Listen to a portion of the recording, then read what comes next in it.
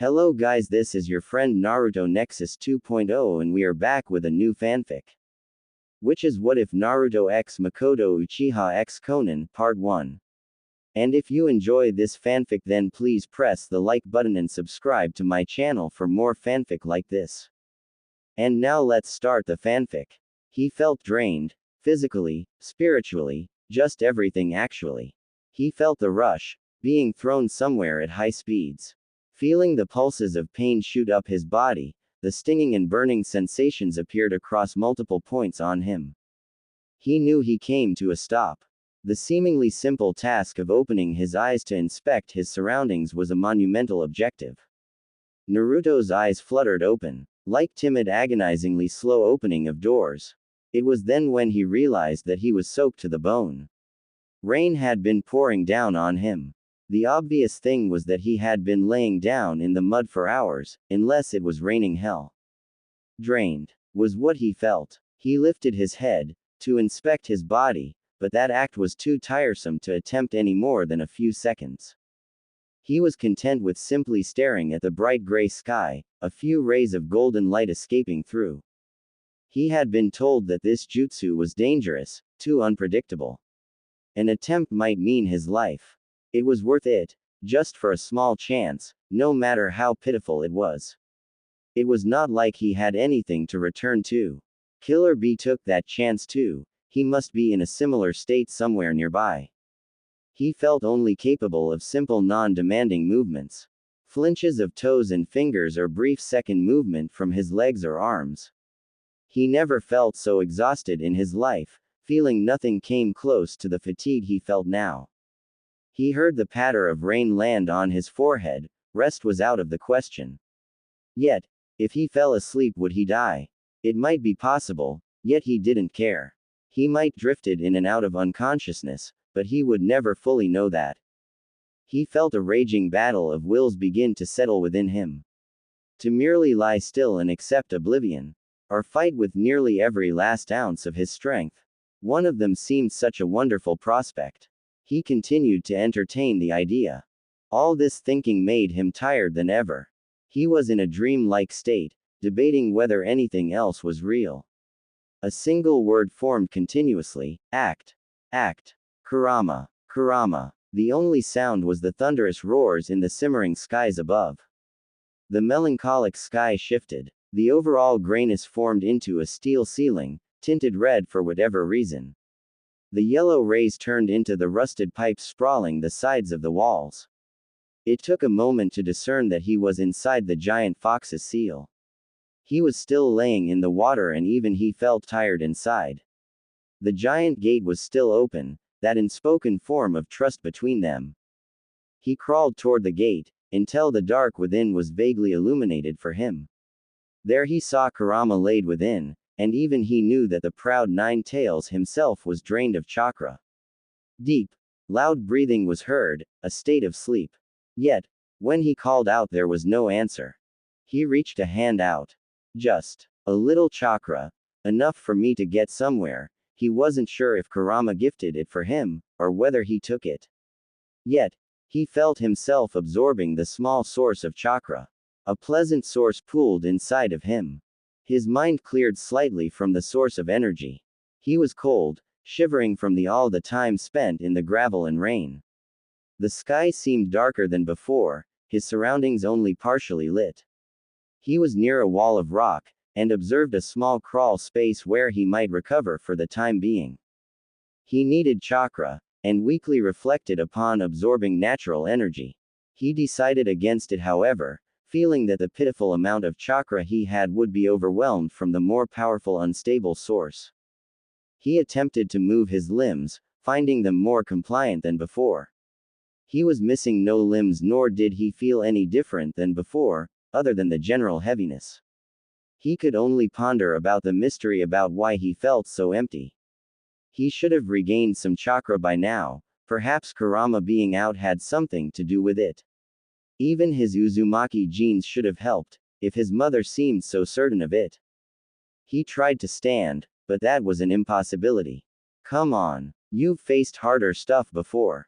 He couldn't however, and knew it was precious waste of his energy. Crawling, however, was something in the realm of possibility. He committed to a slow crawl towards a safe haven, to get dry and recover. One hand placed after the another. His feet and knees digging into crackling gravel.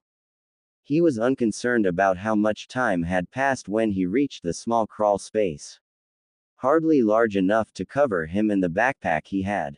The small hole in the wall was dry, however. He tiredly discarded his soaked clothes and opened his pack to find numerous supplies for different situations. He pulled out a thermal blanket, along with a special coated stick to light a fire that would last for hours and provide some little heat. He forced himself to snack on some food he had brought, even that made him tired.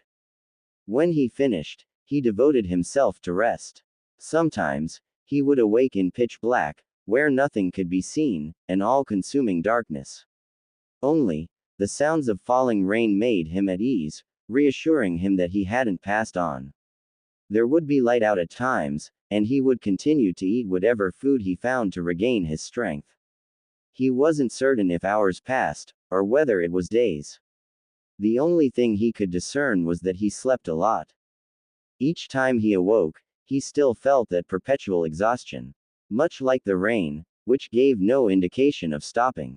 It might have stopped at some points in his sleep only to resume, it didn't help his passage of time. Every time he awoke, he found himself less delirious. It became apparent that he was alone, he saw no sight of his fellow companion. Damn, where are you, Octopops? Then, finally, Kurama stirred from his slumber. Naruto. Finding himself in the familiar walls once again. One of his last remaining companions, a giant nine-tailed fox. Hey, you're awake, Naruto tiredly reflected. He was sitting down within the seal staring at Kurama. It gave a massive yawn, baring its fangs as it did so. How long? It stretched its limbs out, but still stayed in the same position. He didn't know how to answer that. If I know, I've been waking and passing out, it could have been days or hours. Kurama looked perplexed, his deep imposing voice bellowing in the air. You've got hardly any chakra, the same could be said of myself. How much do you think? It might have been 2 days, at the very least, he replied. If it's been that long, we should have been back to full power. Hearing the damaged pride in his voice was almost funny if it didn't affect him too. I know, it's like, I don't know, my chakra recovery had been disrupted. But we're still getting some of it back, more slowly maybe. I was so exhausted I probably would have died if I didn't take some of your chakra to get inside here. He was quiet then, and Kurama seemed to know a question he was dying to ask. There was a silence before it roared loudly. It better have worked. I hope so too. His mind was bothered, however. If it truly had been a few days since he arrived, he still felt the chakra exhaustion. It was like overworking himself to the state of just plainly passing out. The difference was that he still felt it days after, when normally a day of rest was enough. You said it would painless, it wasn't that at all. I said dying would have been painless, Kurama spoke again. The jutsu required colossal amounts of chakra, we also heavily distorted time and space. Those are some possible factors with some consequences. It could have taken some of your vitality and with the space and time disrupted our chakra regeneration. Theories obviously. What's expected with lower vitality is shortened age expectancy and stamina. Oh, well that sucks. What else was he supposed to respond with? There was nothing said for a long while as he processed this information. The more he thought about his predicament just made it feel funny. He chuckled once, in relief, and many other mixtures of emotion. It evolved into a full-blown laughter. A deep throaty, almost maniacal kind of laugh. It continued until his chest hurt and it got difficult to breathe. He started to pant until Kurama broke the silence. I think it might have up your mind too, kid. No, hey, I'm fine. Just glad. He looked over to the rain following chaotically to the earth. He sighed sorrowfully. Flashes of those days before echoed in his mind. He had placed a self-imposed mission on himself, now he had to make certain that he would complete it. Even after that, there's nothing that will stop me. If it's true, then I'll just adapt to it. You know what, Kurama? Thank you. There's nothing I can do to appreciate what you helped accomplish. Kurama just looked at him, his ear twitching. Shut up, idiot. He still heard the gratitude and welcome in his voice. Kurama also detested the genjutsu-placed world. It sat wrong with the both of them. The plan was to stop Obito when he revealed himself when he broke Kurama out when he was born. The day began to darken, signaling the end of day. We'll go when it get brighter out. He didn't get a response, but it didn't matter. He had to find a specific date first before any more rest could be made. How much time he had left to wait. He opened his eyes to find that daylight had broke out. He had promised himself, so he had no choice but to force himself to get up. His black and orange jacket had completely been decimated in the war. So he wore a hooded red jacket, a thick orange stripe on his sleeves. He had taken it from an empty store. He lucked out since it had a hood, protection from the seemingly unending rain. He shuffled through his bag, finding the week's worth of food he had stored were practically gone. It might have been an indicator at how much he slept, or just how much he ate. That wasn't counting on the ramen he brought with him, which he had a few for breakfast. He walked out, still feeling tender and exhaustion. He spotted some tracks from where he had landed. He could see some marks of the several places he had fallen and had skipped across from where he originally landed. He found a road nearby, and decided to take a random direction and set himself on the path. Where's Octopops? Maybe back where he was at this time, you wouldn't exist yet, still in your mother's belly. I don't want to hear about that. He shivered and focused on walking. We'll have to meet up with him eventually somehow. The longer the time passed by, he noticed, the more he grew anxious. The landscape and the weather all pointed out that he wasn't anywhere near the land of fire. It was all too unfamiliar. He couldn't recognize any sort of surroundings. It became apparent that he did not wind up anywhere near the Leaf Village. Especially after when he saw a sign that pointed towards a town he didn't recognize. He rubbed the nape of his neck, wondering how much time he had left until Obito made his appearance. He pressed on towards the site of the town, to find any indication on his whereabouts. He once again heard the rumbling of the thunder overhead, which oddly, didn't really sound like thunder at all. He focused on the sound, the unnatural length and randomness of it. His anxiety strengthened, realizing that it was distant explosions sounding beyond. His pace quickened, slow steps into a jog. The faster he got to the town and figured out where he was, the better. His eyesight caught a scuffle being exchanged in the center of the road. A smaller figure with a more larger one. He sprinted as fast as he can towards the two. The rain gliding past him. No, it's mine. Hearing the cries of a girl. The larger one harshly kicked her in the stomach, knocking her to the ground. He ransacked the pack that had fallen, clutching it desperately. Get the hell away from her. As Naruto flung a small stone directly at the figure and hitting him squarely in the head. He was knocked over, yelling obscenities. He picked himself back up, clutching his skull as he stared at the direction the stone was thrown. Naruto placed himself into a stance in preparation for a fight. Suddenly, the guy cowered and ran for his life, discarding the pack in his haste. He took a deep breath, feeling almost slightly worn out from the running and sprinting. A fight with another shinobi would likely tire him out. Confident that the person wasn't going to return, he walked past the whimpering girl to pick up the pack. He found nothing of interest in the pack, some empty wrappers and an half-full water bottle. He closed it and returned to the girl and dropped it in front of her. She wore a large dark blue hood that hid her face. Are you all right? He asked softly. She made no attempt to speak and only the rain was left to fill the void. Why yes, so quietly he almost didn't catch it. Good, I got your bag back. He kneeled down and shook it in front of her to prove his point. She made no attempt to grab it, and continued to sit in the mud. He rubbed the nape of his neck, wondering what he should do. The right thing was to ensure her safety before he continued on his way. If there was something that mostly cheered him up, it was ramen. It had been a while since he had eaten, and the girl might know the specific date. There was still a large distance from the town, so it would certainly shorten the time. Hey, do you want to give some hot ramen? He pulled up 2 cups of ramen, extending one so that she could see it. Having chosen not to reveal herself. That always makes my day, might just be me though. He had heard a gasp, and a flash of her blue hair appeared briefly.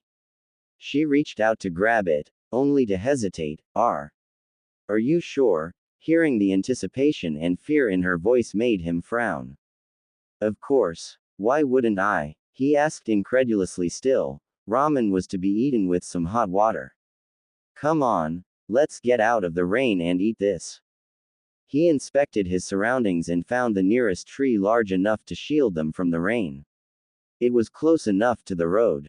She was still staying in the same spot as he made a small fire to boil the water. Her gaze looking to where he was. Aren't ya coming? He asked. She picked up her bag and made her way. He heated up a metal canteen bottle he carried to boil it. All his gear was made for camping out, to hide away until the time was right. He also had some Ryo to replenish them. Up until October 10th. She sat across from him as they waited for the water to boil. Another strained silence filled between the duo. What's your name? Mine's Naruto. Konan, she replied. He knew that name, Nagato's comrade. It was a coincidence he guessed. She didn't seem to be much of a talker either, so he asked another question. So where are your parents? They're gone, she replied somberly. I'm alone, she added silently, before he got the chance to ask another question. She's an orphan like you. Kurama stated. He started to feel this uneasy looming feeling settle over him. The things he saw and hints that didn't occur in his own time. Stealing from kids. Random explosions. Orphans. What is this? The water finally finished and he shakily filled their ramen cups. He was hesitant to ask his next question. Seems like war to me. Hearing the snarky reply from Kurama. Which wasn't very appreciated. War? He questioned aloud, more to Kurama than to Konan, who nodded her head in response. Another, longer, strained silence. Do you know the date? He asked, fearfully. She heard her mumble it, and he chose not to believe it. Yet everything pointed to the contrary. It was only confirmed when Konan pulled her hood back, revealing her facial features. He'd recognized her anywhere. Her features were less pronounced, less mature than her older counterpart. There was no mistaking that they were both the same. Her clear amber eyes along with the short blue hair. Are you okay? She asked. His stomach dropped. His breathing began to go ragged, quick and fast. His vision began to blur, darkening. He felt his own despair and panic. All chaotically swimming around in his head far too fast for him to handle. He mumbled an answer, one he wasn't exactly sure of. He knew this feeling, one that had happened to him before. Naruto, you need to calm down, hearing Kurama shouting loudly. He barely registered it. They had traveled way too far. Years before he was supposed to be born, it wasn't even close. Panic continued to grip him. It was like his final act of failure. You moron, we can still accomplish everything we set out to do. His words helped slightly, yet the nonsensible thoughts continued to race through his brain. He attempted to fight it, taking deep breaths to combat it. We can still do it, we can. He repeated like a mantra. ... His heart still beat feverishly. He was exhausted once again. Sleep was what he desired the most right now. Now that your pitiful human emotions calm down, you should follow that girl. The one with Rinnegan will eventually show up. We will change things eventually if we do. He couldn't particularly think clearly, so he was thankful for Kurama's guidance. Okay, I got it. Like everything will never happen right. Time had certainly passed, that's for sure. Whether or not he cared was up in the air. He had laid down on the grass, merely listening to whatever sounds that were being made. Like the smooth applause of thunder, the droplets hitting the ground, or Konan snacking on her second cup of ramen. She ate heartedly, eating the noodles with gusto. He might have been happy about that if it wasn't obvious that she was starving. She looked rather content with stuffing her face with food. He faced the sky again, the occasional drop that landed on his face that the tree couldn't block. He had spoken at length with Kurama about various subjects. Because of the massive inaccuracy of the time-traveling technique, as well as the huge requirement of chakra, using it again would likely make their situation worse than it was. With the absence of Killer Bee and the current state of war, it was likely that the Eight Tails container wasn't anywhere near his village. So Konan, how old are you? He asked. 13. It was a bit surprising. Geez, were we that small when I was her age? He distinctly remembered being one of the shortest ones before he traveled with the perverted sage. Oh, well, I'm 17, well, very recently too. That's nice, you're practically grown up, huh? She asked. He looked over to her, eating the ramen she held. I guess, but you're older than your age, right? She looked down at her soup, ignoring his question. He was correct, however. Even his fourth shinobi war made feel much older than he was. He was a participant, and some of the things he had witnessed would never leave his mind. He was a shinobi, however. From what little he had known, Konan and the others were just plain civilians. An orphan from the war. Do you want some juice and another cup of ramen? He asked, finally sitting up. She smiled slightly. A bit weird. The Konan he knew was significantly more serious, filled with even more loss and hardships. He could never have pictured her smiling. He brought out the ramen and the last juice box for Konan, heating up more water for his favorite food. It's been so long since I ate this much juice too, I could never get this. She commented rather happily. It was almost a shock to him. Nagato had described their conditions. All the death, the orphans, the lack of food. It was different to witness it firsthand. He ate to merely settle his stomach. So Konan, were you heading towards that town? He asked. The rain had finally settled in its ferocity. There was the slight misty rain, but that was the best that the land of rain could do. I was, she answered hesitantly. How about we go together? Two is always better than one. He looked forward, towards where the town lay. He guessed he had to lie. Telling people he was from the future would give some unwanted attention.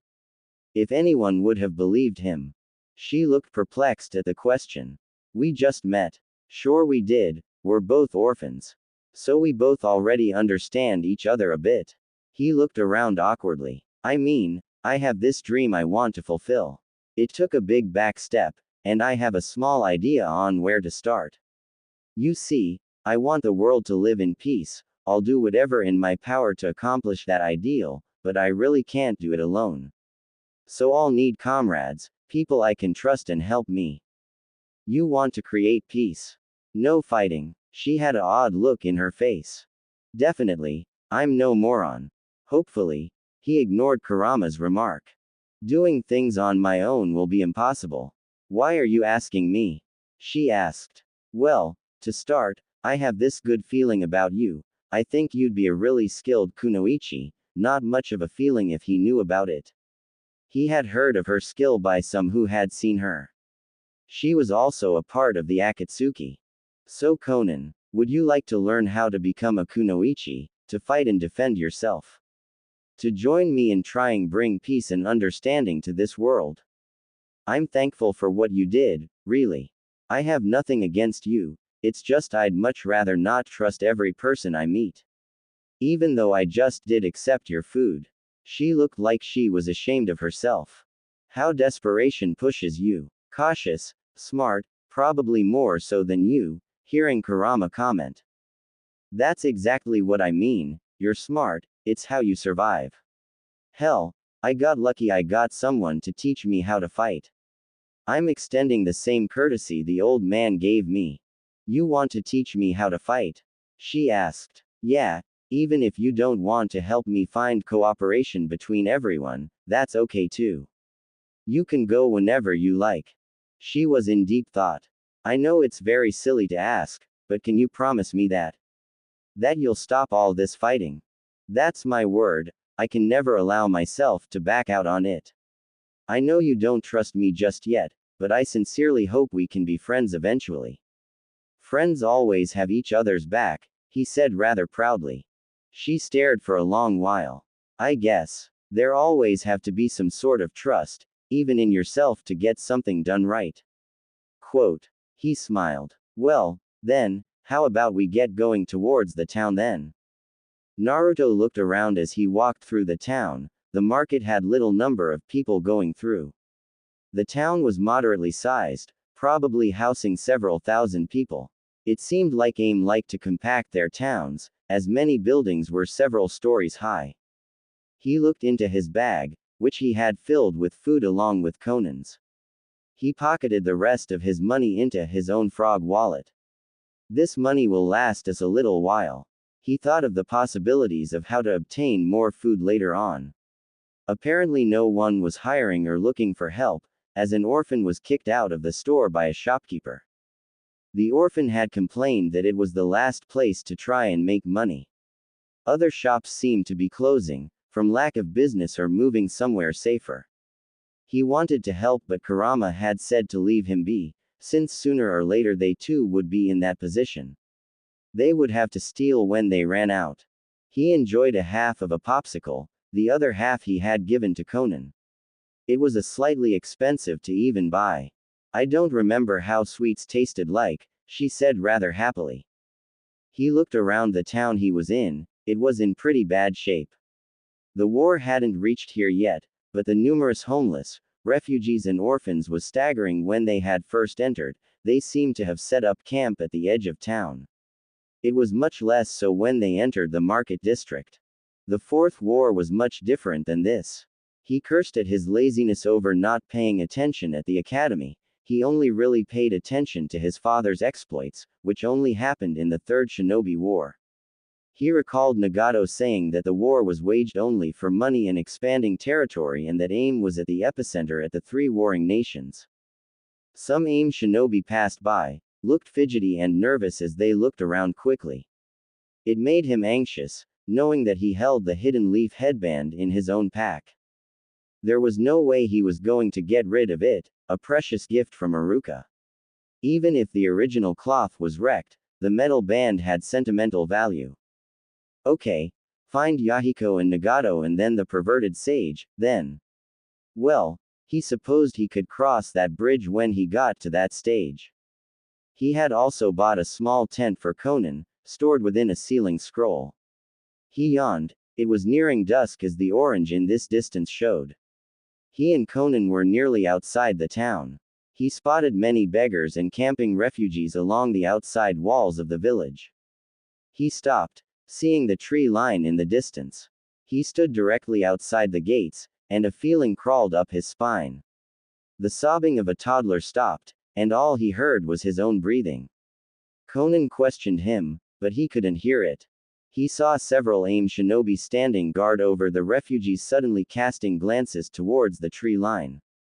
He heard the branches being swept aside, the piercing of leaves. There was many, straight and with a target in mind. A volley of kunai and ninja tools pierced through the brush of the forest. He spotted the trailing pieces of paper behind them, hissing ferociously.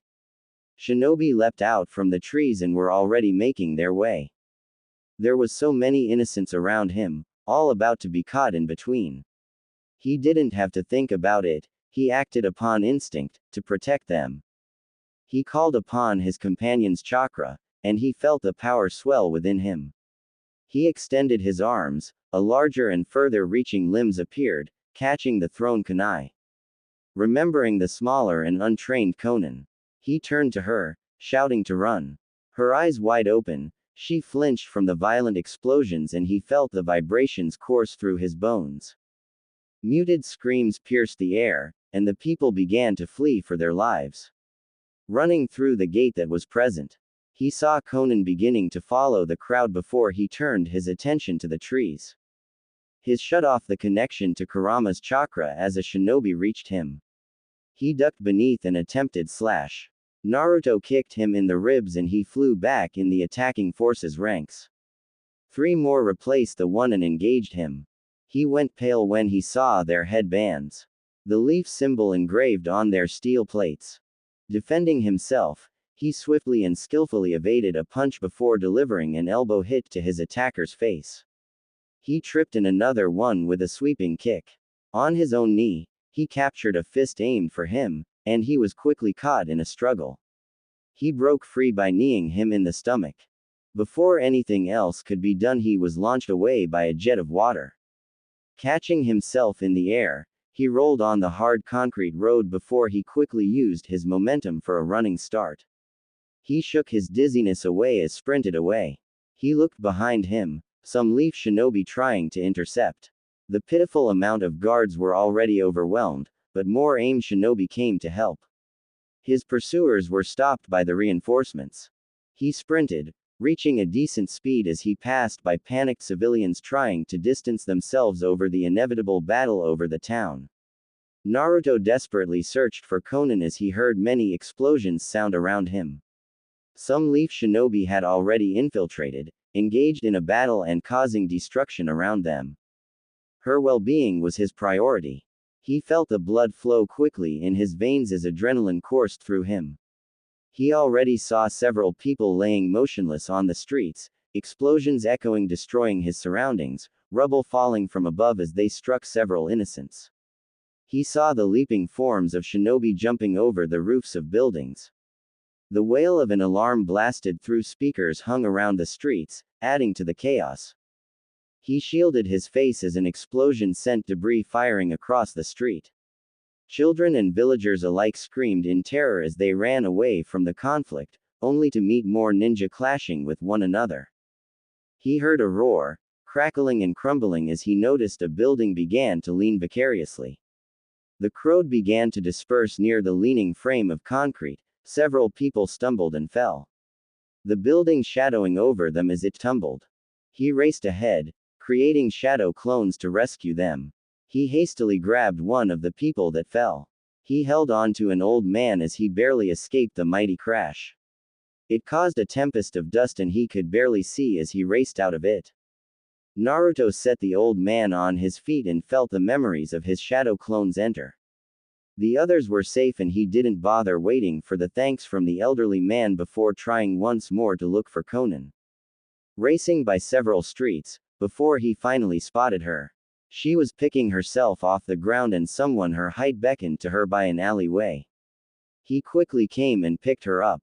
She was surprised to see him before turning to the other kid. "Come on, I know a good way out of the village," he shouted. The street they were on was already clearing. "Hurry, before someone spots us." He definitely knew him, at least his face. A person he was looking for and had technically fought on one occasion. "Let's go, Konan," he ushered her towards the boy he knew was named Yahiko. "It's a sewer, yeah, but we should be able to get out safely through here," the orange-haired boy explained. He led the way with a small flashlight through the darkness. He heard some voices echo in the tunnels. "Don't worry, those are some people that I helped earlier. It's like a maze down here, so I made some signs that pointed the way out, gesturing towards an example. I was bored a lot so." "Ha, these kids are clever, no wonder they survived," Kurama commented. Naruto heard the vibrations made above. The 2 younger ones he was with showed their nervousness in subtle ways. Their shallow breathing and constant looking over the slightest noise. He kept his senses on the lookout for any potential attackers. They slowly trudged through the muck and pathways. He definitely avoided touching the walls or anything in particular. "Where's your pack, Naruto?" "Huh," raising his shoulders, only to find the weight he carried was gone. He paled in his realization that he had lost it. "Damn it, that had nearly everything we had." He clenched his fists in anger. "I must have lost it," he muttered several more curses as they walked. It wasn't much longer when he heard the constant dripping of rain hitting the sewer they were in. This is it. When they finally stopped, an arrow pointed upwards.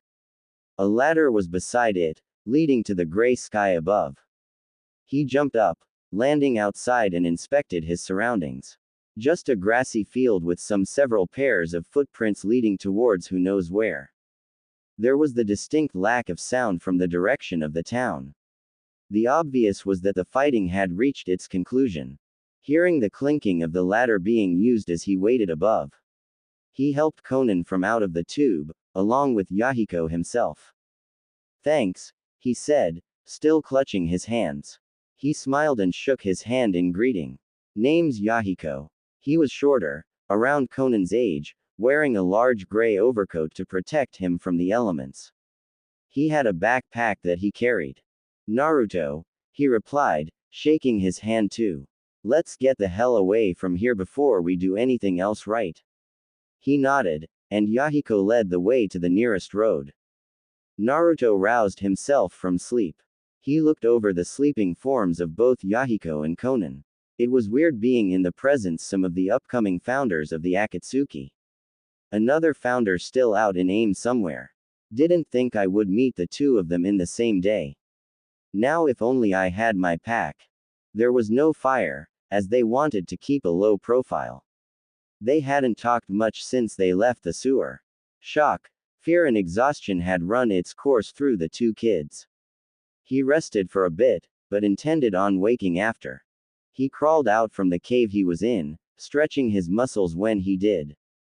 He thought back on what happened in the village. It was relatively peaceful before absolute chaos broke through.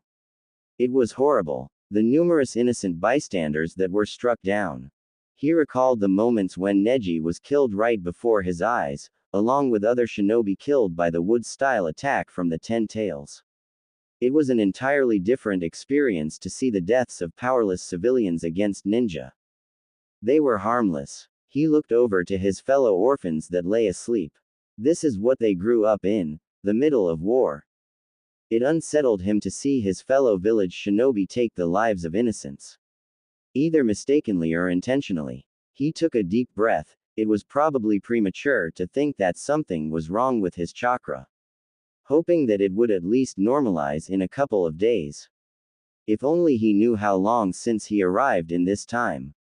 Right now he focused on returning to retrieve his bag, valuables and other things he needed to help with the time ahead. His chakra was still fairly pitiful. He hadn't had any time to recover, plus the clones he created to help the civilians sort of halted him. He had no choice but to get that bag back. His exhaustion wouldn't stop him now. He sat outside with some protection from the rain. He merely sat down, contemplating. Hesitantly, he formed a shadow clone and felt a drop in his chakra. Before it was so plainly unnoticeable. He formed a Rasengan next and he noticed he had to put more effort into it. He took a calming breath and attempted to mold some chakra, even that took a bit of labor. So I sort of have this disability, huh? He really did hope it was temporary. Anything can have consequences, no matter how mundane, great or terrible. Kurama commented. Since when have you become such a philosopher? Since I became your brain. Quote. I think I should avoid trying to use sage mode for the time being, until I at least fully recover, he frowned worriedly. Naruto, Kurama called out, his voice serious again. Take into account of the worst case scenario that you'll never return to normal, that'll you'll get more exhausted easily. I'm in a similar state with my chakra too, so I can't let my chakra flow so abundantly into you anymore. Alright, it was a disturbing thought. A sacrifice for a great accomplishment. He hoped that it wasn't true. Everything would be so much better if he didn't have to give anything at all. It's been a really long day. He wasn't looking forward to it. He felt some built-up frustration, from everything. He wanted to destroy a nearby piece of tree, but even that would take of his precious energy needed for today. That made him even more pissed off. Some of the items he held in his bag had some sentimental value. He wasn't about to lose it immediately since coming back. He had enough of it, however. He was a person of action, and that's something he always did. He wrapped a long piece of cloth around his face, to help hide his identity. He stood up, flipping his hood over him, and started the walk back to the town that had been seized. He sprinted across wet ground and slippery trees to get to the town. He saw the glow of the town in the skyline as he neared it. He saw no sights of patrols so far. Seeing the buildings in the distance, he slowed his approach. It would be crazy for me to go barging in like I own the place. More than usual at least, the fox commented. He wasn't sold on the idea of hurting his comrades either, even those from other villages. If he had his leaf band, he might have been able to infiltrate it more easily. With his pathetically low chakra, he wouldn't be able to create hundreds of shadow clones at the moment. He could have snuck back inside through the sewers that Yahiko had showed him. Except it seemed more likely that any entrances would have been sealed, or had traps placed on them. If they showed any form of competency at least. So the only ideal plan was a more direct approach. He circled around the town to find the most vulnerable spot to get inside. Making sure to avoid any small patrols around the village. He soon found an area that was the least occupied, which wasn't much compared to the other options, but it had to do. It would be smart if there was traps placed everywhere, Kurama said. Yeah, good call. He stood at the edge of large field filled with tall grass. Rain softly drifted to the ground like falling mist. The moonlight shone faintly through the cracks of clouds, hardly lighting the landscape. The sun had disappeared a little more than 2 hours ago. The only useful source of light came from the upcoming town. The lack of colors on the buildings and constant rain had an air of melancholy associated with it. He slowly traversed through the tall grass, hoping that there weren't any Byakugan users guarding it. It gave him some slight pause, that he shook away. Now's not the time. There were numerous amounts of traps engineered to alert of any possible intruders that Naruto bypassed. Even though the distance to the town was about 200 meters, it was taking a while to traverse the distance. He was getting frustrated at such a slow crawl, but what he found out when training for Senjutsu was that sensing for nature energy helped calm him. He did not dare try to collect any of it, if his chakra had been disrupted. After an hour of avoiding traps and various curious patrols, he finally made it into the edge of town. Some shinobi ran their rounds as he jumped up to the nearest building, hiding between some cracks in the building. There were numerous leaf ninja littered among the flat roofs of the towns. He witnessed house raids being completed, captives being rounded up at the nearest street. Do you think I should help them? Seeing several being thrown to the ground, several civilians were sobbing, clutching their children and loved ones. You'll only make it worse. How so? Will you be able to care for them? Protect them at all times? Or to let them fend for themselves? Even if you decide to rescue them, will they even be able to outrun the shinobi? Alright, geez, just a yes or no would have been okay. Still, it was perspective that he hadn't really thought of. It made him ponder as he continued towards where he had originally lost his bag. Some people had remarked about him being able to get people to follow him, to start believing in him because of who he was. He desired to be Hokage, yet, he needed to think more. To start thinking of the consequences of his actions. It's going to be some hard work. Numerous Konoha shinobi were patrolling the streets, some no doubt celebrating their victory as he heard some excited yelling, others were on top rooftops, keeping a lazy watch on the streets. He also hadn't been caught yet. There doesn't seem be any Hyugas. He finally reached the entrance where he had lost his bag. It was a fairly busy street, shinobi entering, lugging around bags. He kept to the shadows, but noticed plenty of shinobi had the raven hair with coal eyes. They really reminded him of Sasuke, especially how they carried themselves. A confident and proud pace. Uchiha are not an impossibility, Kurama stated. He recalled Obito telling him of the fate of the Uchiha. There, curse, was a whole lot of crock of shit, definitely. Anything that had to do with fate, destiny, or anything that was predetermined didn't sit well with him at all. If there was something that he could change for the better, it was to help them avoid being slaughtered for trying to revolt against the village. It's not like they've done it yet. He frowned. He made certain to keep out of their line of sight as he searched from above. Sadly, he found no trace of it, either taken or under one of the several piles of rubble.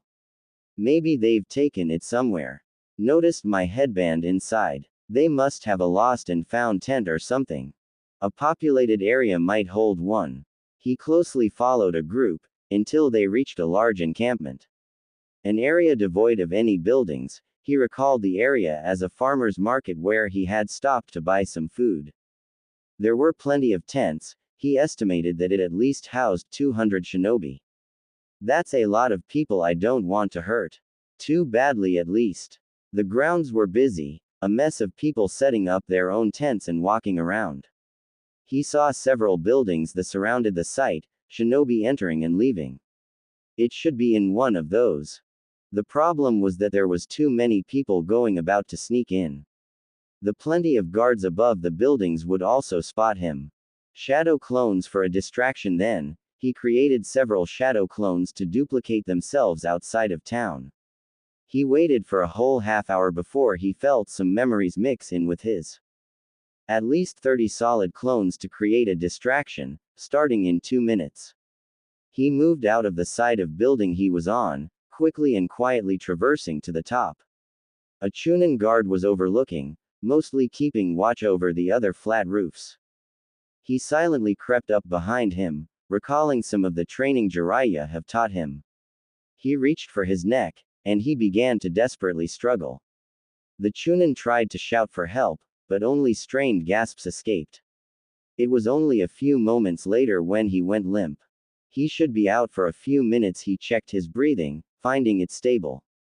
He formed more shadow clones to take out several more lookouts nearby, so that he could get in fast and quietly. Finding himself trying to breathe normally, that took plenty out of him.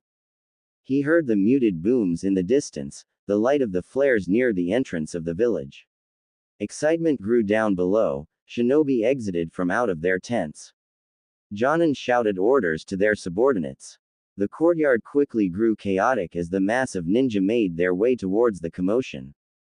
Smaller squads quickly dispersed towards different walls. He rightly assumed that defenses weren't too weak in case the attack was a distraction. He landed gracefully on the hard concrete and rapidly made his way towards the mess of buildings. He entered one building, finding a mess of items sprawled over tables and bags lined up under them. Halt! An voice called out from behind before he took another step. He didn't listen, instead turning around and facing a straggler. "You dare attack Konoha territory?" he said lowly. The raven hair, the black bold eyes. Naruto saw he wore a high-collared outfit similar to Sasuke's. He saw the symbol of the Uchiha embroidered on the jacket. His next words were condescending. "You're infiltrating. Stops here. An Uchiha, right? Think you need your Sharingan to stop me?" Naruto questioned. "It'll take less than 10 seconds, he responded, confidently. In Naruto's point of view, he could only blink dumbly at him. Thanks, he saw his clone sneak from behind and engage him. He lay on the floor unconscious a moment later. Wonder if they are all like that bastard Sasuke. As he stared at the drooling mess that the Uchiha was. He was too easy though, Naruto commented. He wondered if all Uchihas were like that. Sasuke could at least back his claims. Yup. Was he really talking to himself? He created more shadow clones to help him search, along with the other buildings nearby. By then he felt winded from today's exertion. He turned the place upside down to find his bag. Every second crawled. Any moment they would realize his ruse and he would have to fight his way out. In his present state, even that would be difficult. Memories poured into him, his clones not finding any sign of his pack. Even after a more thorough second search. Ah, shit, he screamed in frustration. He needed more supplies for Konan, himself and Yahiko. He quickly scrounged up more supplies as quickly as possible, feeling all his clones dissipate when he finished. It was too late to find his stuff. At least he had Sasuke's headband in his tool bag, as well as his father's kunai and a copy of Jiraiya's book. Plenty, but Iruka's headband was also important to him. He sprinted out the door and climbed up to the top of the building before rushing across the rooftops. Most of the rooftops were empty, most likely gone to support the walls in the outer area of town. The gentle fall of mist transformed into large heavy droplets. As he was closing in on the exit, he saw another form suddenly pop up on the opposite side of the roof. He stopped with a skid, sighing in annoyance. She was small, slender and lithe. He faced a kunoichi. She wore a chunin flak jacket and konoha hita in its rightful place, black pants that fit snugly and a katana that hung behind her waist. She was fair-skinned and had medium-length wet black hair that was tied into a high ponytail that reached her neck. She had long bangs that were on the side of her face, and partially covered the hita and just above her onyx eyes and nose. Seeing her wet heart-shaped face, and determined black eyes. "You're not going anywhere," her voice revealing her confidence. A voice that Naruto found lovely. This isn't the place to think about girls. Luckily the heat in his cheeks was hidden by the cloth he wore. His opinion of her went up a margin when saw the swirl of the Sharingan in her eyes. At least she's not underestimating me. Perhaps not all Uchihas were ever so arrogant. As she silently pulled out her katana from the scabbard. Mikoto Uchiha was returning from a scouting run from beyond the fields. She ignored the banter from her team. Rain kept pouring down from the sky, she just wanted to get some sleep. As an Uchiha, she was very prideful of her clan. An exception was that preferred not to boast about it because being best friends with a loud and brash redhead had stopped her from that. Something about sticks up Uchihas, and many other crude insults. She wondered once again about how she got to be best friends with her. She already knew the reason, of course. When her mother had died, Kushina's energy and upbeat attitude had really helped her out of her depression. She was always taught by being an Uchiha that wielded the Sharingan would grant her superiority over others, and that the clan should come first and the village second. She felt somewhat conflicted in her ideals. Kushina and her boyfriend Minato believed in the village came first for them. But they don't belong to clans. It may have had more effect on her if they were. She was proud to not have the arrogance that the vast amount of the Uchiha clan had, something that Kushina was responsible for. It did not mean she wasn't confident. I wonder if she's doing well. She was stationed in the Land of Rivers, along with Minato to fight Suna Ninja. I hope she's doing okay. They stepped into town after some light convincing and passwords being exchanged.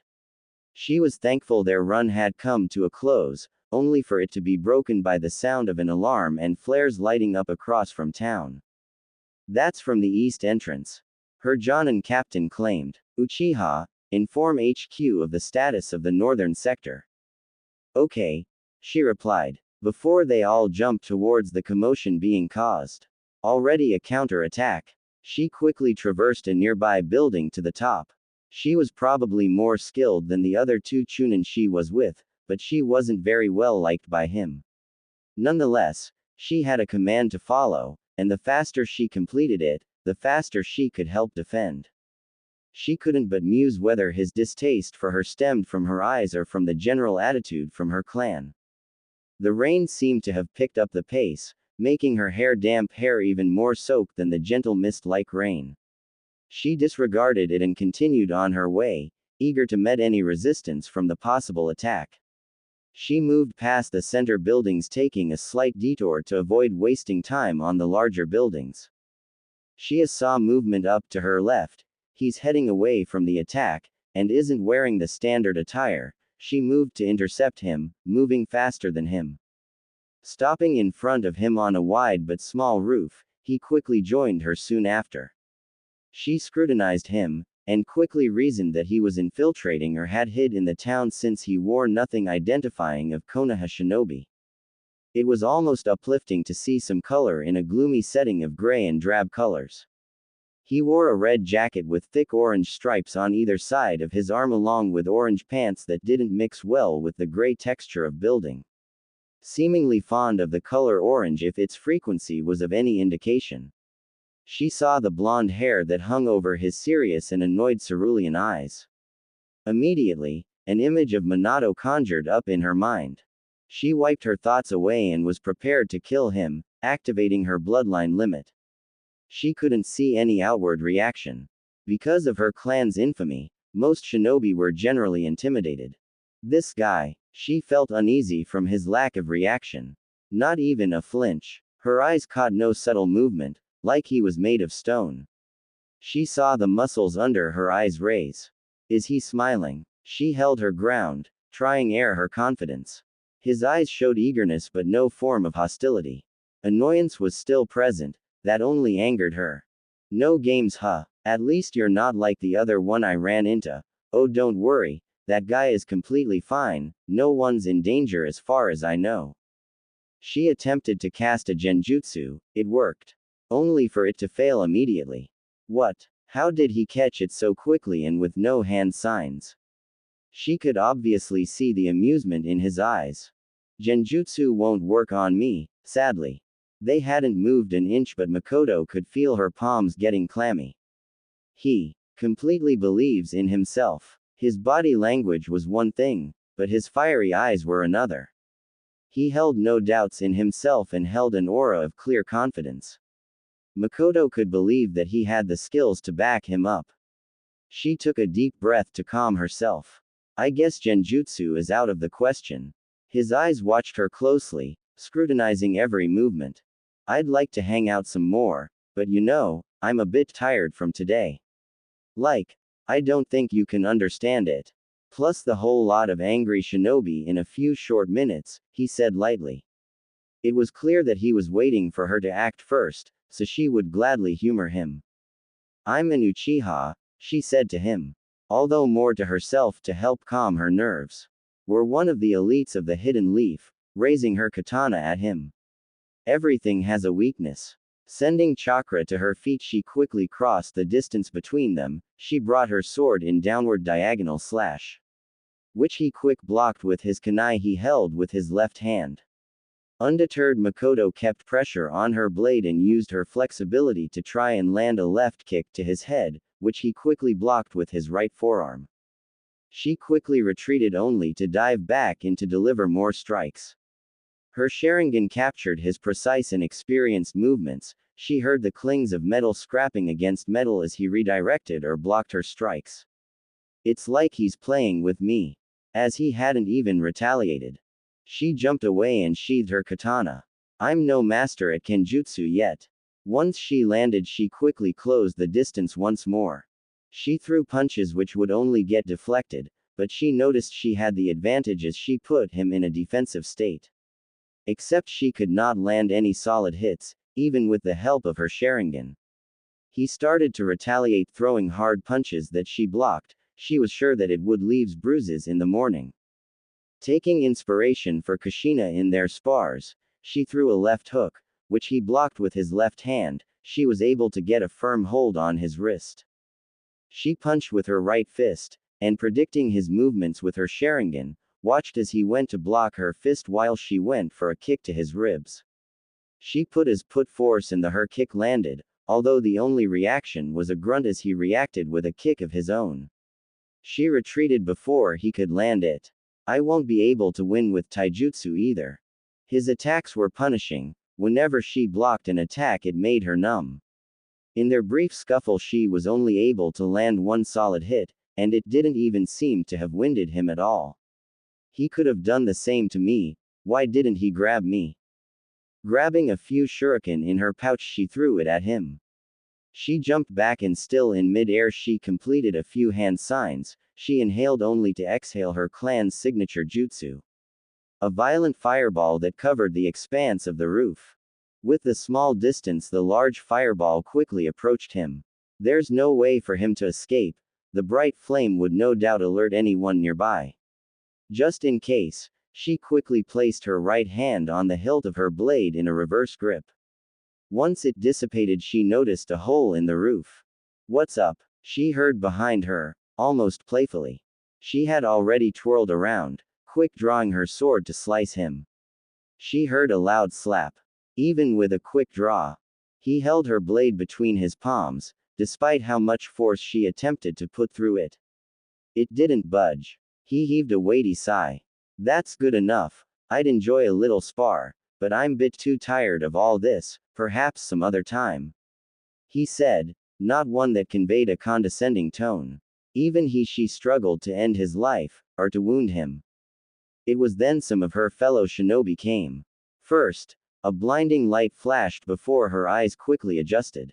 Her eyes captured the massive fireball heading towards them. Far too large and too quickly for her to escape. She continued to keep pressure on her blade, making sure that he wouldn't be able to move. He peered behind, those moments far likely shorter for him. He was unworried, his expression changing into something more serious. He seemed to erupt in a wildfire, yet her eyes captured the chakra that formed around him. One hand released her katana, and she felt a strong tug on her sword, unbalancing her and causing her to lose her grip and managing to take it from her. His other hand raised up as if to catch. She was flabbergasted when a giant transparent hand appeared and caught the giant fireball, crushing it out from existence. Her eyes caught the numerous phoenix flower balls supporting the attack. Mikoto's recorded the knowledge of a technique he used. The hand signs, smoke appeared beside him and the fire that surrounded him disappeared. The clone appeared and jumped up into the air in a flourish, performing a flip while deflecting the shuriken infused with the fireballs.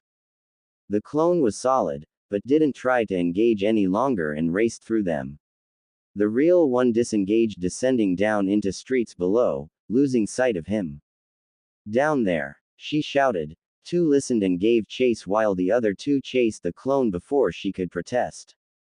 Was he messing with me? The only response was of the patter of the rain and the sound of orders being shouted. Naruto. Konan poked him in the shoulder. He was laid sideways, covered in his red jacket in what appeared to be a warm sleep. Laid about in front of him was an imposing sword. Another bag of food was also laid nearby, one that he hadn't possessed previously. She looked around, finding Yahiko enjoying some food that he had brought with him.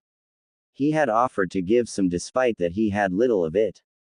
They had woken up an hour ago, yet the eldest one of them was still asleep.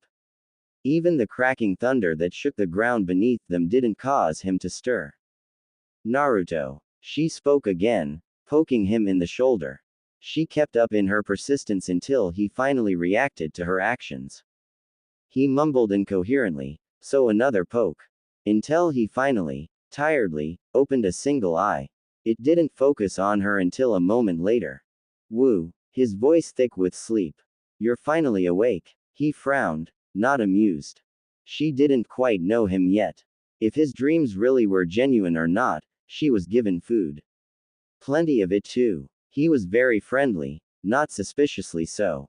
He just acted without some underhanded purpose. She wanted to find a bit more before deciding anything. His food offerings made her stay. Where did you get this? She grabbed the blade by his handle. Surprised with the little weight it had, she settled it down after showing it. He really didn't react to her. Found it? He mumbled. So you found this big bag of food too? He closed his eyes once again and tried to nod off to sleep. She didn't believe it. Anything left on the side of the road was picked apart, either food or to sell. She shook the bag to accentuate her point. His eyes peered open again, tiredly, but his sleep began to slowly shake away. He sat up, wiping the tiredness from his eyes. He sat back against the cave's surface and he just simply looked at her. Fine. I stole it from the village when you went to sleep, he yawned deeply. I've gotten it just for the two of you. She stared at him, wondering about several things. If he simply stolen it, or the fact was that he really was capable of himself if he was able to sneak back into the village filled with ninjas. I forgot to give the sword back to the pretty kunoichi too. Another yawn. Can you get me a rice ball? I'm going to head back to sleep. Eat whatever you want, Yahiko too. She began to get excited at his proposal. She quickly dug into the bag to grab his request and hand it over to him. He mumbled a thanks and lied back down facing away from her. Other than yesterday, she couldn't recall the last time she had filled her stomach. It was very unusual and the other day she had nearly puked that out. Hot water with steaming ramen made her mouth water. She dug in, making sure to grab some for Yahiko, who had gracefully given some of his own food he had scrounged up. She went over to the orange-haired boy, handing him some of the food she had. Have some, there's plenty more. Naruto's treat. She plopped down and began to eat once again. There was no hot food, but she wasn't complaining at all. Oh, thanks. He focused on eating, rather than talking. He pocketed some in his bag. She was debating whether to stay with Naruto. There was no doubt he was trained to fight, or to escape. He was easily surviving the war, from all the food and money he had with him. He also seemed rather sincere in his hopes, and he also pointed out that she was completely free to go as she pleased. She guessed she saw no harm in staying for a while. They finished eating in the time being, feeling stuff just felt so good. Some minutes of silence was spent trying to enjoy that fact. She caught the boy Yahiko sending some glances over to Naruto, hearing the snoring echo within the cave. So, does he usually sleep in this long? Oh, I wouldn't know. He tilted his head. Really? How long have you two known each other? Well, actually, I only met him yesterday. He also fed me too. And just now too? He asked, which she nodded. Well, I want to thank him personally. It looks like he worked hard on it. To prove his point, the eldest of them gave a loud snore before settling in more peaceful state. It was true, he looked rather exhausted. He never really woke up when they spoke some time before. He was obviously still tired from the night before of. Whatever he did was the sort of fashion of his prize. What exactly did he do? Would he share what he did? He seemed very vulnerable now. She recalled that he had said he was sick in a manner of speaking. Perhaps this was it. They talked a bit more, waiting for the blonde to awake from his slumber. She sat down, peering out from the small cave they were in. The misty rain ran less and less until finally, it stopped. Several clouds broke apart and bright rays of sun pierced through the veil. It was always so nice when it stopped raining. She felt the warmth of the sun, and wondered how long it would last. As if sensing the rain had halted, she heard Naruto stirring behind her. He sat up, slowly waking himself as he sighed every now and then. Until he finally asked, "What's the time?" "Noon," she answered, checking the watch she carried. 12 hours. Wow. He yawned greatly, wiping his eyes and reached his bag to grab a few things to eat. He finally then noticed the other boy they were with. They looked so similarly alike, it was uncanny. Both with spiky hair, the soft blue eyes, even some of their facial features were a bit alike. Hey, you two look like you're related. They both looked astonished at her comparison. Before Yahiko finally spoke, "Hey, I want to thank you for giving some of your food." Naruto looked oddly at him, like he was trying to remember him or something. No problem. Anything else? Now that he had mentioned it, it was a little odd to stick around for just a thank you. So you know how to fight, huh? You said you snuck into the town before. Naruto continued eating, looking satisfied. Sure did. How did you do that, by the way? She asked, seeing as they were on the subject. They weren't expecting me being alone, or so soon. They were setting up camp, one guess. He finished eating, taking out some clothes and a shirt from the bag. He started wiping the blade with the material before ripping the shirt and wrapping it around the sharp steel. Yahiko looked intently focused. He didn't seem to be paying any attention as to what the blonde was doing. What are you? She began to ask. Me. I'm just making sure there's no water on it. I want to make sure it doesn't fall apart before I return it. If I ever do, that is. Besides, I'm not the kind to use something like this. You want to return it? That didn't make much sense. Then she remembered his peace talks. Following that, she could assume that he hadn't killed anyone to obtain what he had returned with. I hope I get to, as he wrapped the sword with linen. There was a sort of unassuming air that he carried. She liked to think that she was good at finding lies. Konan cemented the idea that he really was a good person. So you know how to fight, right? Yahiko finally spoke, his expression displaying strong intent. He spoke again before Naruto got the chance to reply. How did you learn? Naruto stared blankly. His wrapping of the sword was finished now, he was merely content with laying back against the rock wall. This old guy taught me, well, before he was murdered, he said rather emotionlessly. Yahiko's eyes gleamed with excitement. Hey, I have pretty neat idea. Well, it involves you teaching us, but will you teach me too? Then we can all watch out for one another and stuff. You know, be friends and all. She was surprised, undoubtedly. All she had thought was to survive another day, and really, that changed just now as thoughts were towards when the next meal would come. No one had ever offered her food before either, yet these two had. She laughed quietly. That's what Naruto had said, except the way he phrased it sounded much better.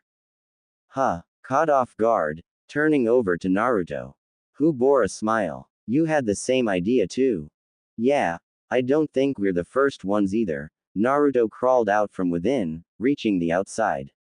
That's a yes, Yahiko. I mean, I never taught anyone how to fight from the ground up, but I'll guess I'll try.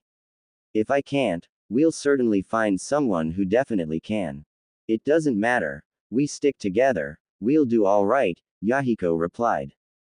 They both looked to share the same ideals, which in Konan's eyes, was a good thing.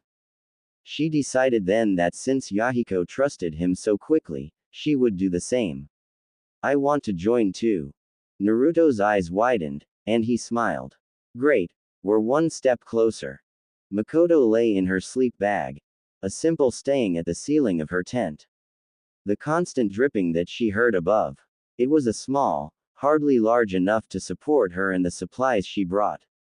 Nor was it tall enough to even sit in. She was plagued by the thoughts of last night's events.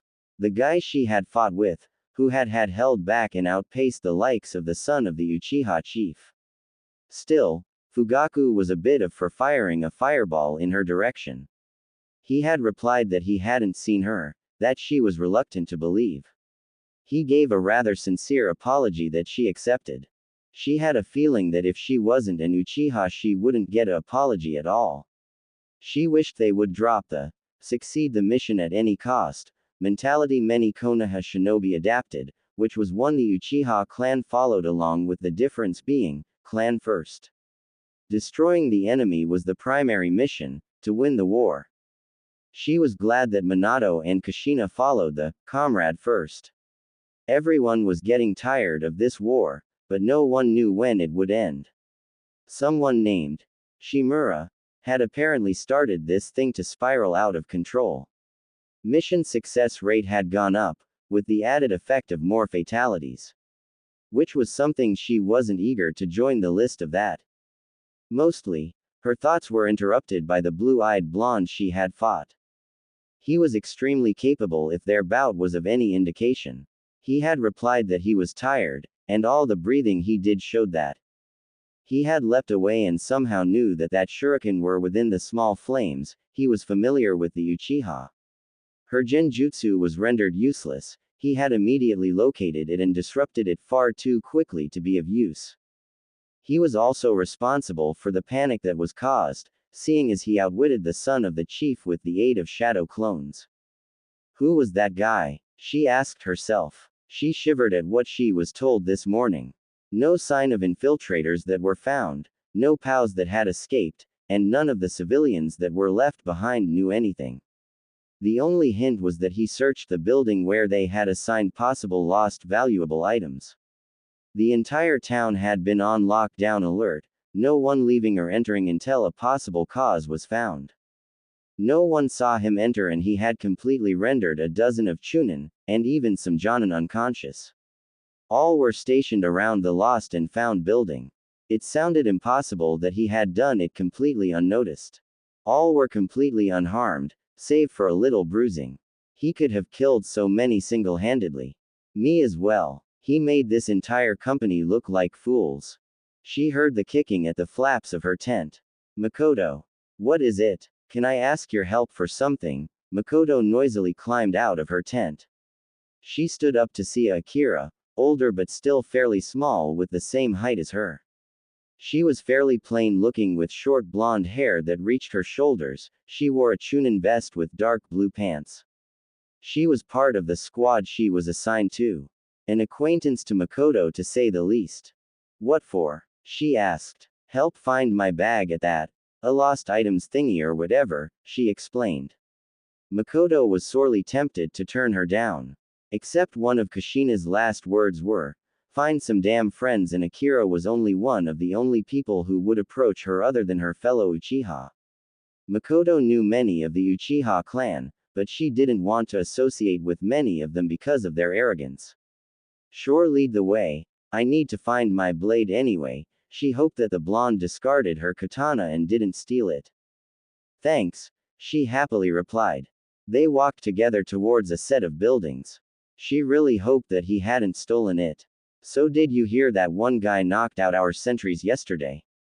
She asked. Yeah, I actually fought him, she replied. She waited for her usual response. Oh, how did it go? How did he look like? How old was he? Was he cute? She hoped that last bit was more of joke than a serious question. They haven't known each other for long, but Akira did like to talk about boys. At least she's competent enough. Why do you want to know? He's the enemy. He can't be that bad if he hadn't really hurt anyone. Came in, went out without doing a whole lot. She couldn't really argue with that. Even when she fought him, she did not particularly feel in danger. Not to mention that she felt he could have ended her immediately. She sighed either way. I wouldn't know what he looked like, he had the majority of face hidden. I can only say that he had blonde hair and blue eyes. It really reminded me of Minato Namikaze. She cooed. He's really a looker, isn't he?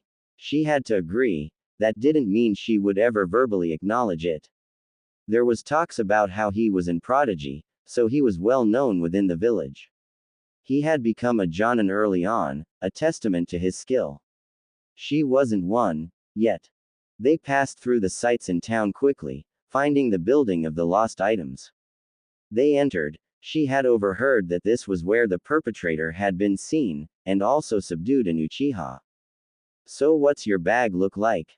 I'm not sure. Seriously. What? I just got that bag. Anyway, there's supposed to be a tag inside. You're so forgetful. As Akira wandered off towards the assortment of bags and other large items in the corner, she herself went to the weapons that were sorted neatly in the center of the room. Despite several inspections, and closer examinations of similar blades, she couldn't find it. She fumed internally, before reasoning that it may take a while to appear. She would have to keep checking afterwards to see. She hoped that her sword hadn't been stolen by the blue-eyed guy. She dragged herself towards Akira, who was still searching. Found what you're looking for? No, I didn't. Hopefully it turns up. So, she waited, wondering what she was going to ask as she opened up a pack and took a quick look inside.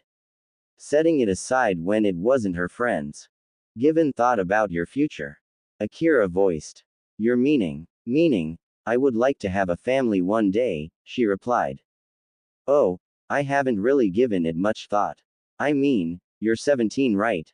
Surprised by her question and answer. She was mostly occupied with trying to survive this war.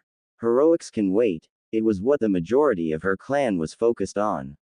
Another was trying to be in worthy kunoichi, of that for her clan and village. It's for the future, obviously, not right now. It kind of gave her thoughts about what would occur if a kunoichi found out if she was pregnant during she was deployed in the war. If there was any consequences of that. It felt like she had been deployed for a lifetime, despite the fact that she served a year's worth of the war. Her thoughts and anything said by Akira was disrupted from the bag she had opened and read.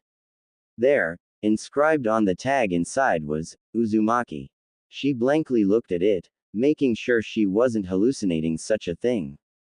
Uzumaki, she whispered. From what she knew, the Uzumaki were wiped out in the beginning of the war. The only one she knew was Kushina, and the only one in the village. Her curiosity piqued. She searched inside to find food, scrolls, and a most peculiar thing. A leaf village headband, stitched on a long piece of black cloth. Puzzled, Kushina wasn't stationed anywhere near her, in fact 2 days' journey south. It became apparent that it didn't belong to her. Found it, Akira announced, displaying it for the world to see. Deciding that it was in Kushina's best interest, she took the bag and placed it around her shoulders.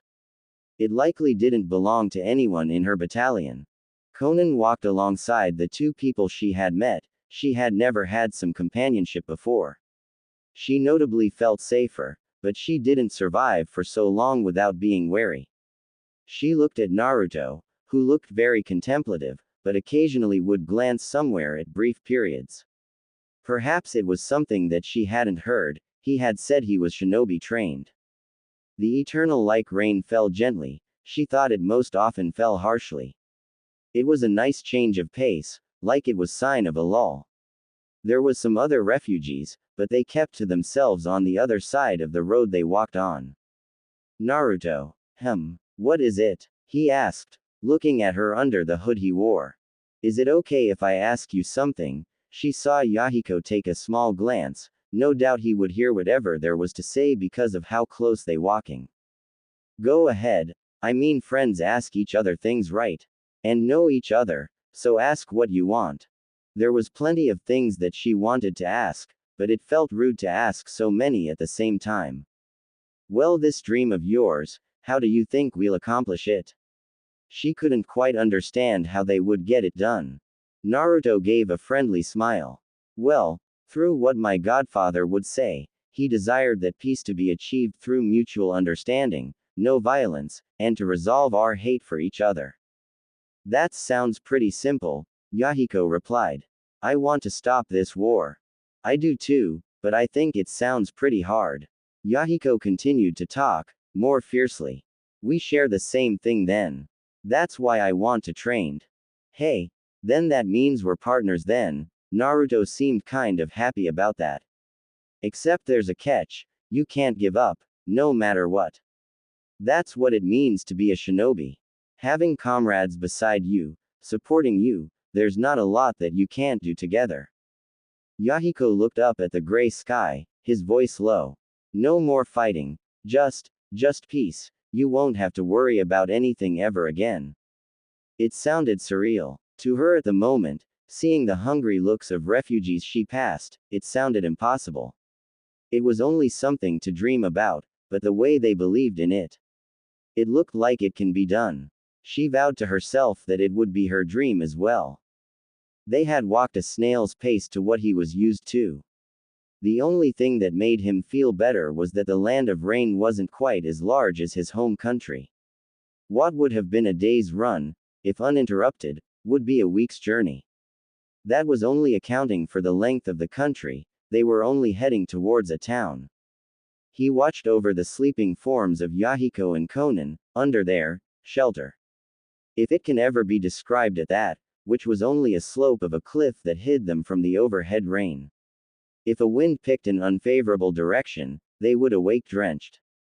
Naruto mused that they would have made into the town the Yahiko had picked if they were shinobi. They weren't just yet, just civilians so far. They could not sustain themselves near a fraction as to what shinobi can. He had suggested that Yahiko pick their settlement, since he had no knowledge about the country, and Yahiko happily suggested their destination. It was somewhere further away from the war zones, at the very least danger wouldn't reach them for a while. Absent-mindedly, he found that he had his father's kunai in his hand. He didn't quite know when he picked it out of his tool bag. He fiddled it with, tracing the kanji that was inscribed on its handle. It looked worn already. He didn't know the technique, of course, but it was something to remember his father by. You ready to go? Minato asked. Naruto nodded, taking a deep breath at the sudden surge of power now that the full power of Kurama entailed. He looked at his dad, his Edo Tensei eyes still present. Like him, Minato had been able to escape with the help of Kurama. Yeah, Naruto sighed loudly. He looked at the blonde hair that hung just above his eyes. He picked up the bag at his feet. Kurama had said that they might end up a few months before he attacked. The side of effects of performing the jutsu was unknown, since immense chakra was needed. He didn't know if he would appear weeks or months away from the attack. Cheer up, Naruto. After all, you are my son, right? Naruto managed to smile. His failure still kept hungering over him. He couldn't save his friends. I won't fail this time, Naruto replied. That's more like it. Minato looked at his son. He closed his eyes and slightly smiled at him. Now, there's something I want to give you. Huh, here. He handed him one of his special kunai, its handle facing toward him. It's a bit heavy and unconventional, but it's incredibly sturdy, built to last. Naruto slowly grasped the handle of the three-pronged kunai. Its grip was larger than ordinary kunai and it had a faint yellow color to it. Thanks, Dad. He had left soon after. Minato didn't belong to the world anymore. He desired to be with his wife, Naruto's own mother. He had left knowing the world would be good in Naruto's hands. He felt the sting in his throat but controlled it quickly. He twirled the kunai in his hand, feeling like it would last like his dad had said. He thought about the first fight he had with it. He slightly smiled at the spar. The Sharingan girl he fought atop a roof, although short, it gave a peculiar feeling. Kinda nostalgic. It reminded him of the fight above the hospital roof with Sasuke. Although with much less arrogance than what Sasuke showed. He was glad there was at least some Uchiha who weren't total. Prompted by this, he remembered some of the moments of when he fought alongside Sasuke against Obito. He shook his thoughts away. I shouldn't be thinking about the past. I guess the future. No, that won't happen. Damn, it's confusing. He decided to just call it a night and pulled his hood over his head to sleep. Naruto's eyes flitted open. He could feel his heart hammering in his chest. He controlled his breathing. He sat up, hearing the patter of the rain, and took in his surroundings. He sat on a small worn mattress for one. He looked to his right to see Yahiko and Konan sleeping on their own mattress. They found the cave they slept in, and at Yahiko's suggestion, they planned to make it their little home. They had reached town a day ago and Naruto had used up most of the money buying supplies. He was questioned by Konan about how he had gotten the money, which Yahiko had replied for him that he had no doubt had gotten it by stealing. Now his precious Gamma-chan was nearly empty after buying the supplies. Fairly soon they would have to resort to stealing. He would gladly do it to protect and help them. He took a look at orange-haired boy. Naruto had found out that he was raised as a merchant son that traveled frequently, hence his knowledge of the landscape and towns. His father had been killed last year from a desperate individual who was starving. These wars are horrible. He stood up and walked over to the little package in the corner on the cave. He grabbed the package and pulled out a small portable stove. He installed the fuel and began to prepare some food for everyone else. Hey Konan. She didn't wear a coat anymore, now that they were inside and away from the rain. He found out that she wore a plain pale pink long-sleeve shirt with blue pants. What's that? It smells good. It's breakfast, he replied. It was very simple breakfast. Some eggs, cheese and some toast with some butter. Sure, it wasn't extravagant, but it was certainly better than what they had eaten to get here. It was gut food. Something that was miles better than the cold canned soup they had, along with the wet bread and soggy rice balls. It certainly had gotten chilly in the morning. Konan yawned as she covered herself with her blanket and walked over to where he sat. A large flat rock was used as a table that Naruto had gotten from outside. It was still slightly wet from the rain. It was supported by other flat rocks so it reached his shin. It sat a meter away from the entrance in their small cave. From the entrance their supplies would be kept to the right, and they would sleep on the left side of the cave. So you know how to cook? Konan had said, when she had wordlessly got up and prepared for today. He didn't really do much but cook. Yup, he replied, careful as to not be too loud seeing as Yahiko was asleep. Could I have some? He saw a hungry look in her eyes as she eyed a plate of food on the rock table. He thought about it for a moment. Yahiko looked like he would still be out of it for a while. Sure, I'll join you, He flipped the egg as he grabbed his plate. He brought the stove to a lower heat so that he eat more comfortably. He brought out forks for them both and they each grabbed their own. He gave a thanks of food and he saw a quick stunned look on her face, but she quickly joined him. She looked like she was resisting trying to gobble up the food as quickly as she could. Hot food. I don't even remember I had them last, she said between mouthfuls.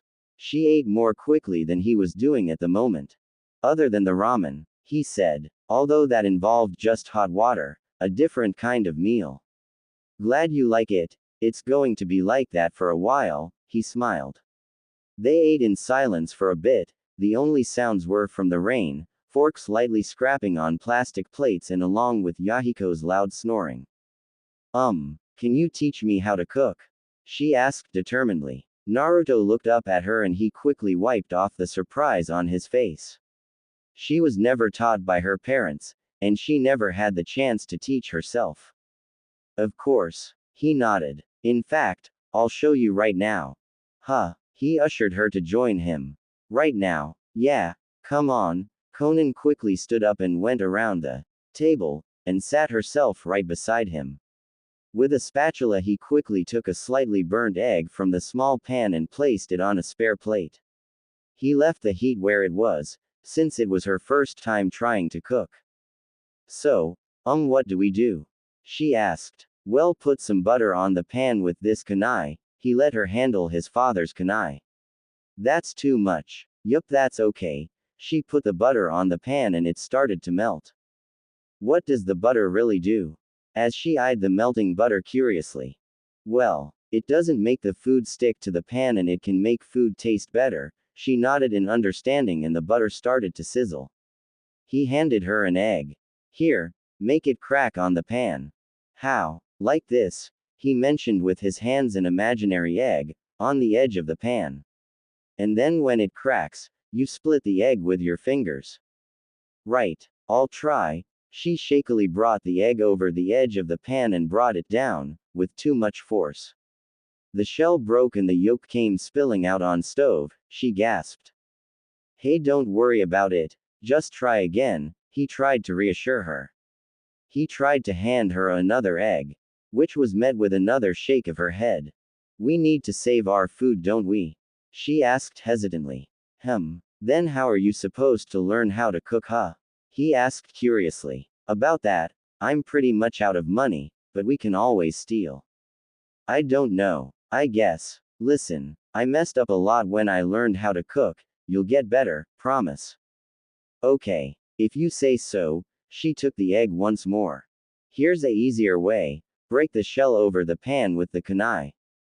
Konan followed his advice, and smiled when it worked with no harm done. So when do I flip it? When it becomes more solid. There, now you can do it. She clumsily flipped it, which resulted in folding in on itself. It didn't matter all that much. It's ready now. It's not as great looking, Konan commented. Probably tastes just the same though. If you say so. How did you even make toast? As she looked around for a toaster, they didn't even have any power. With this, he showed her a metallic can, both with the top and bottom torn out. Some wire was wrapped around the top. He removed the pan and replaced it with the can. Just put some bread and it will be toast soon enough. She watched in fascination as he flipped it the other side. There. Now breakfast for Yahiko is done, so let's wake him up. I wonder when Nagato is going to show up. He thought absent-mindedly as he showed Konan how to cook some soup. Okay, so add the tomatoes now. She picked up the tiny cutting board filled with diced tomatoes and dropped into the soup. They had been here for 2 weeks now, their supply of food they had bought with his money was now depleted. It seemed his train of thought was similar to Yahiko. Now we gotta steal, the orange-haired yelled out. He sat himself down next to the table. It's the only way. Really? Konan asked, as she looked at him for confirmation. I think so too. I mean, we even tried to look for jobs, Naruto said.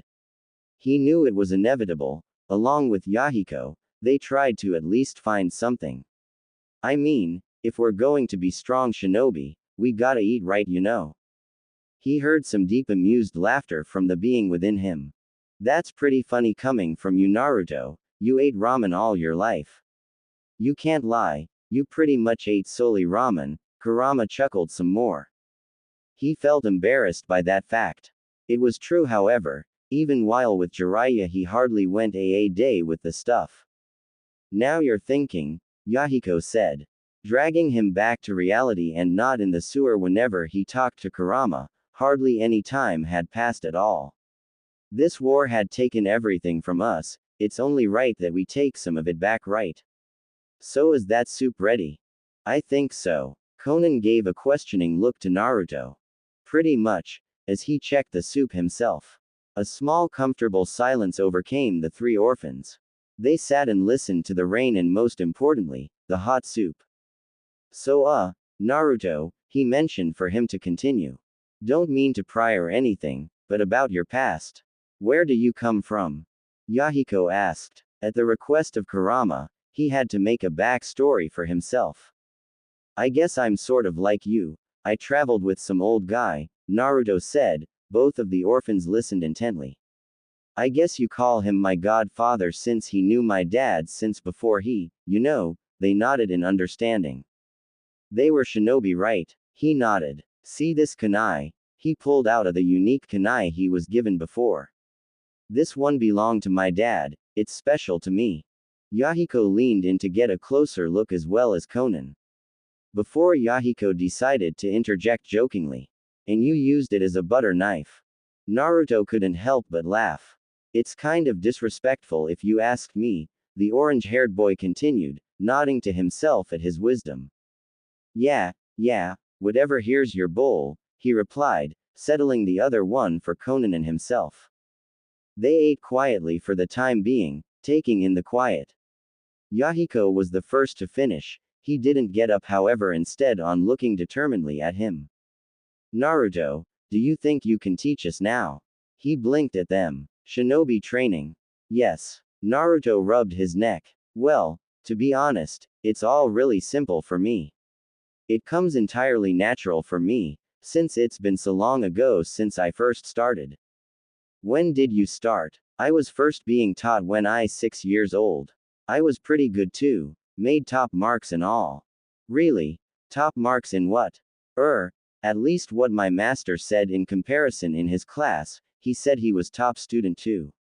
From what he told me, he said that there's a school to be taught the basics, how to mold your chakra and whatever. Then you get picked for a team and are assigned a Jonin, an elite ninja to teach you a bit more stuff. From which village? Naruto tried to feign being puzzled. I actually never asked, he just trained me so I didn't really care. Yahiko agreed, and Konan spoke up. What do they teach at shinobi schools? The old man said he taught me everything that is usually taught at the school. Basics. Blade handling, tool throwing, chakra control, boring safety, some ninjutsu, taijutsu. Plenty of other things that I probably forgotten about. So how would I handle a sword? Yahiko replied. Well, I was taught about it, how to care for it, amateur level handling and techniques. Got no ninjutsu with it, and I'm no master with it. So I don't think I would be good enough to teach you much. How about we start with that? I think teaching you the first thing I learned is better, he replied. Yahiko frowned, mumbling something about it being more fun. How do we that? Konan asked. Well, how do I explain this? Naruto scratched his head. It's within you kinda have to meditate to find it. So you search, and once you find it, it shouldn't be too hard to bring it out. It's not the hardest part though, another is learning control. So, first step, find your chakra. Step 2, bring it out. Step 3, focus your chakra and try to control it, I guess. I was told that's the exercise what you gotta do until it becomes natural, like walking. Are those the steps you do every time you try to do something, like ninjutsu? Pretty much, but that doesn't count a whole lot of other stuff you gotta do after. Like what? He asked curiously. There was a lot of questions, and he didn't know how to explain it. Let's go there after. So the first year isn't much different than a civilian school, like math and grammar, history was about ninja mostly. They looked at him, like they were expecting something before he found something else to say. He taught Konohamaru the Rasengan and the Shadow Clone, but it definitely felt much different than it currently was. So, the first thing I learned is how to access my chakra, which I guess is the same thing you should do. Do the tiger hand sign, which is like this, and try to raise it. I don't expect you to access it that easy though. Don't worry Naruto, we'll get it done as quickly as possible, Yahiko declared. Konan nodded in agreement. He fingered the metal piece in his ninja pack. I'm sure you know this by now, but you're given this when you completed shinobi training. He took out Sasuke's headband, with the scratched horizontal line down the entire length. This one belonged to my best friend. He sighed. The others were silent. So he belonged to the hidden leaf. Used to, the line across means that he abandoned it. The two were silent. He never got the chance to get him to return. So I've been thinking, Yahiko started. If we do want be a group, who should be the leader? Oh, we'll all be one, like a company cages, he replied. I just wanted to see if you were on the same page as all, the kid mumbled. Hey, I think you should try and get started on accessing your chakra, so it becomes second nature. Then, well, I'll think of something when we get there. The next couple of weeks continued like that, Konan and Yahiko both attempting to access their chakra. He was still recovering his chakra, which made him frown. It didn't take nowhere near as long, a couple days at most. How long had it been? Weeks. Maybe if you weren't training every day you'll know for sure how long it takes for you to recover, Kurama replied, yawning.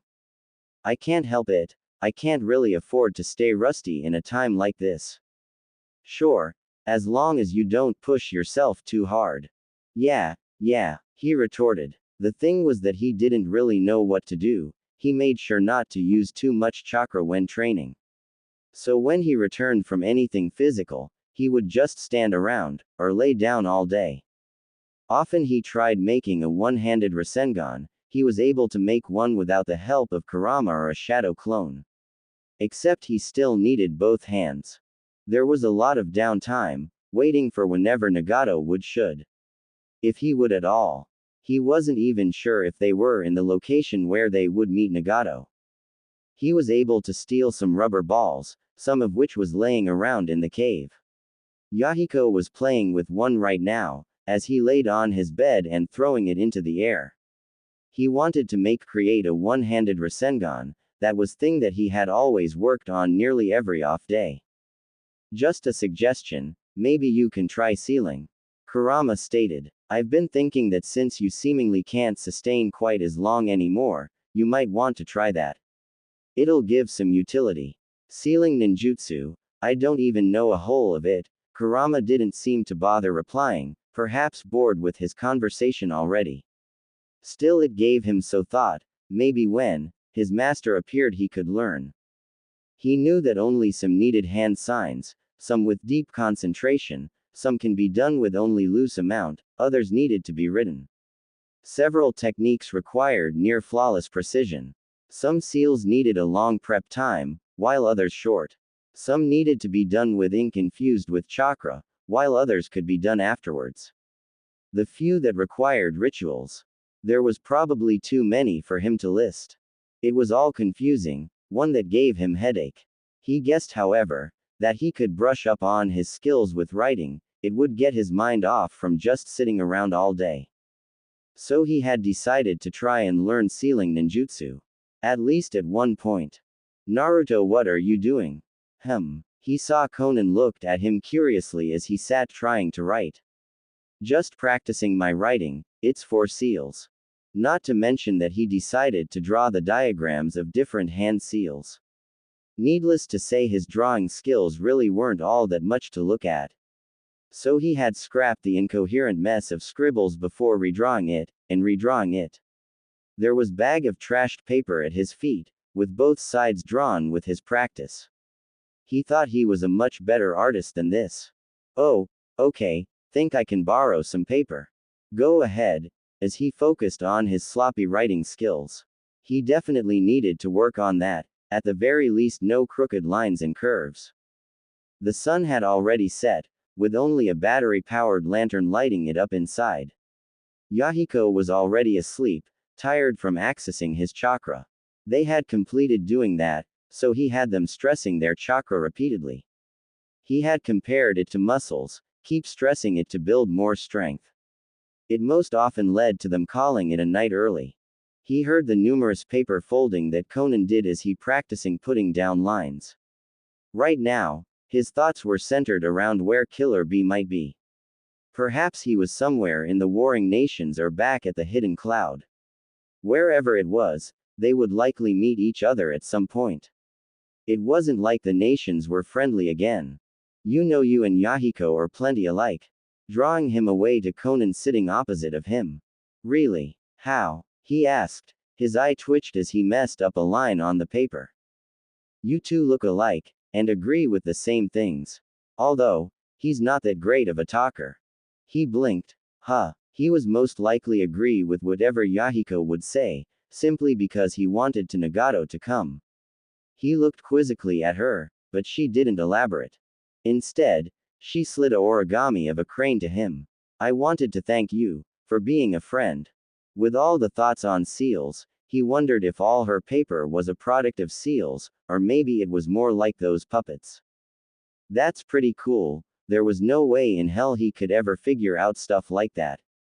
He carefully inspected the piece. He never really got any gifts before, other than his father. The only other thing he ever got from someone was from Hinata and Aruka. Some medicinal cream container that was lost from Pain's attack, and the forehead protector some weeks before. He lost both of them now. I'm glad you like it, my mother taught me. She mumbled something about going to bed as he eyed the crane that had settled in front of him. Thoughts about how to preserve such a fragile thing.